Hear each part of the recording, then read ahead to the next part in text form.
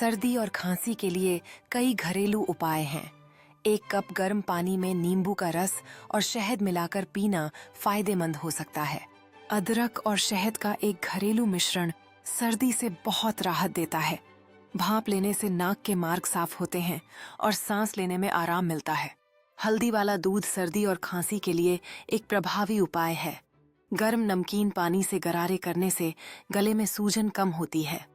पके हुए chicken soup में प्रोटीन और पोषण होता है, जो सर्दी में फायदेमंद है। गर्म हर्बल चाय में शहद मिलाने से गले को राहत मिलती है।